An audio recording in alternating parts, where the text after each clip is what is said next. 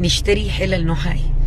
الحلقه دي هتبقى عباره عن 3 حلقات عشان نقدر نقول فين وازاي وفين. انا مش عارفه الخص، انا عملت 300 فيديو مش عارفه الخص. 3 حلقات. الحلقه الاولانيه هنبتدي من اسوأ حاجه لحد ما نوصل للحلقه الثالثه ان شاء الله هي احسن نوع المفروض احنا نستخدمه. اسوأ حاجه على الاطلاق الالومنيوم. الالومنيوم ده معدن سام، بره في اوروبا فكوا كل مصانع الالومنيوم بره وعملوا لنا احنا مجمع ناجح حمادي العظيم اللي احنا بنتباهى بيه عشان احنا نشم احنا في سام واحنا نموت مفيش مشكله، احنا في داهيه بس هم ما يعيشوا.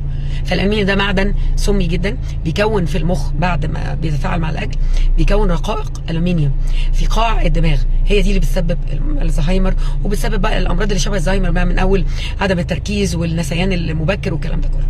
فده اسوء حاجه على الاطلاق الالومنيوم. طيب اللي احسن منه سنه ايه؟ السيراميك. مصنوع من ايه؟ من الرصاص والكادميوم. الرصاص والكادميوم دولت معدنين برضه سميين.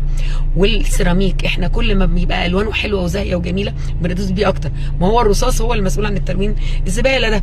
طيب ايه اللي بيحصل في الاول؟ وجع بطن وترجيع وانتفاخ وامساك واسهال ومش عارفه ايه، وبعدين بعد كده سميه لا محاله. طب اللي احسن منهم سنه ايه؟ الكاست ايرون اللي هو حديد الزهر. بتشتري حله فيري فاليبل، بتحس ان انت مشتري حاجه قيمتها كبيره لان الحله بتبقى تقيله جدا، ولكن دي مصيبتها كبيره جدا. بس طبعا انا ينفع اشتريه واحتاط. هو بيتفاعل مع الدهون والخل والليمون والصلصه. هاتي لي حاجه ينفع تحطي فيها غير الميه المغليه هي اللي تنفع تتحط فيه، لان كل حاجه فيها دهون. ايفن الرز يا جماعه فيه دهون، الرز فيه دهون لان في حاجه اسمها زيت الرز، المكرونه فيها دهون لان في حاجه اسمها زيت القمح. تمام؟